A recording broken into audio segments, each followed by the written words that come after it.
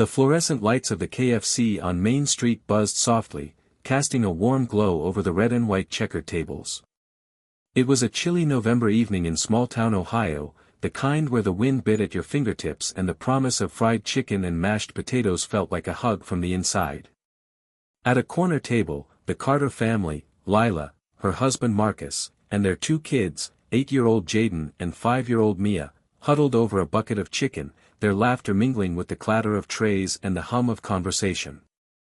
They were an ordinary family, scraping by on Marcus's mechanic wages and Lila's part-time job at the library, but tonight, they were celebrating. Jaden had just won his school's spelling bee, and Mia had drawn a picture of a turkey that made it onto the kindergarten bulletin board. It was a night for small victories, for stealing moments of joy in a world that often felt heavy.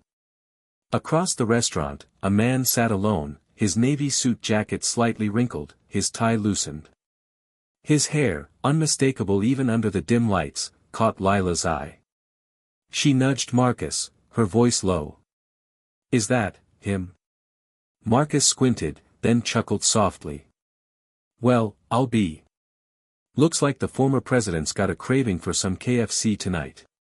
It was indeed Donald Trump, sitting uncharacteristically quiet, a tray of untouched food in front of him. He looked tired, older than the brash figure they'd seen on TV, his eyes scanning the room as if searching for something, or someone, to anchor him.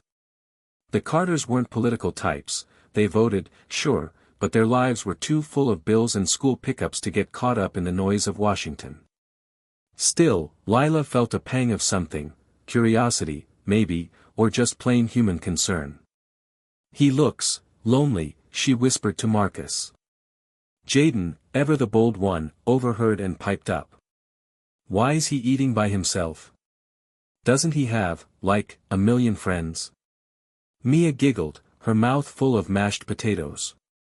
"Maybe he's sad, 'cause he's not president anymore." Marcus shushed them gently, but Lila's heart stirred. She'd always believed in the power of a kind gesture, the way a small act could ripple outward. She thought of her own childhood, of the times a stranger's smile or a shared meal had made her feel seen. Before she could overthink it, she stood up, smoothing her sweater, and walked toward the man who'd once commanded the world's attention.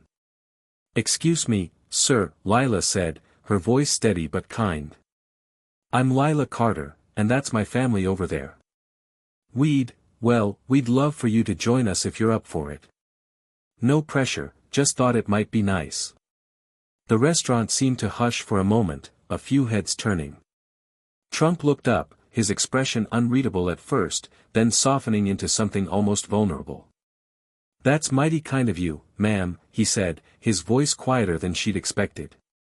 "You sure you want me crashing your family dinner?" Lila smiled, nodding toward her kids, who were waving enthusiastically. "Plenty of chicken to go around," she said. What happened next was the kind of moment that felt like it belonged in a storybook. Trump stood, tray in hand, and followed Lila to the Carters' table. Jaden scooted over to make room, and Mia, with the unfiltered honesty of a 5-year-old, blurted, "Do you really have a big house with gold stuff?" The table erupted in laughter, even Trump, who chuckled and said, "Well, kid, I've got a few shiny things, but nothing beats a good drumstick." The ice broke, and for the next half hour, the Carters and their unexpected guest shared a meal like old friends. Marcus told stories about fixing cars, Lila talked about her favorite library books, and the kids peppered Trump with questions, some silly, some surprisingly deep. "Do you miss being president?" Jaden asked, his eyes wide. Trump paused, his fork hovering. "Some days," he said softly. "But nights like this? They remind me there's more to life than a title." As the meal wound down, Lila noticed a shift in the restaurant. People were watching, not with judgment, but with a kind of quiet awe.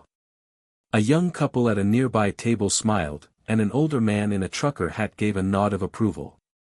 It wasn't about politics, it was about humanity, about a family seeing a man, not a figurehead, and inviting him in. But the real surprise came when the check arrived.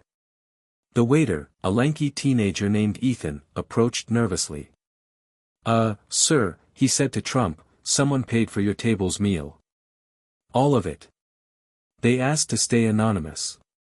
Trump's eyebrows shot up, and Lila felt her throat tighten. Marcus leaned in, whispering, "Did you?" But Lila shook her head, equally stunned.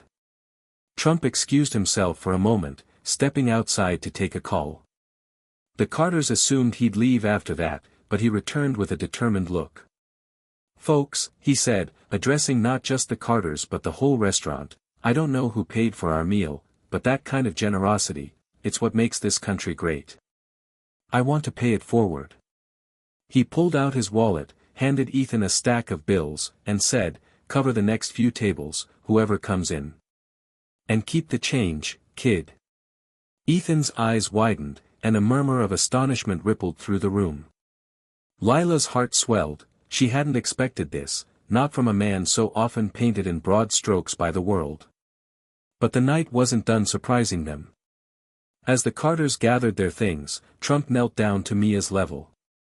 "You're the artist, right?" he said, referencing her turkey drawing. She nodded shyly. He reached into his jacket and pulled out a small card with his name and a private email address. "Send me one of your drawings sometime, okay? I could use some color in my office." Mia beamed, clutching the card like it was treasure. "To Jaden," he said, "keep spelling those big words, champ. You're going places." Then, to Lila and Marcus, he added, "Thank you. Really. This meant more than you know." As Trump left, the restaurant buzzed with chatter, but the Carters sat in a quiet glow. Lila felt tears prick her eyes, not because of who their guest had been, but because of what they'd all shared, a reminder that kindness could bridge divides, that a simple invitation could spark something beautiful.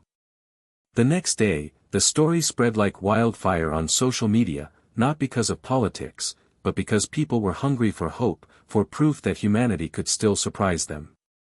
Posts on X called it, the KFC miracle, with comments like, "This is what America's about, people coming together, no matter who they are." Weeks later, a package arrived at the Carters' modest home.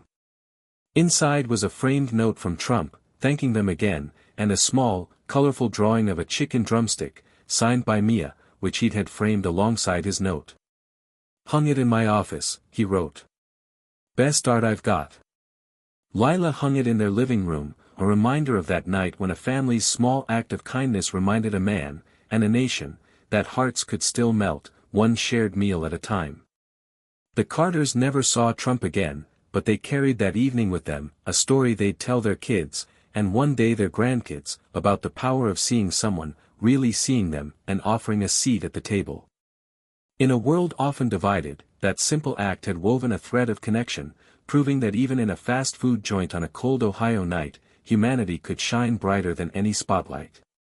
And as the story spread, it inspired others, strangers inviting strangers, meals paid forward, small gestures that reminded people everywhere that kindness, above all, was what made hearts melt and hope rise.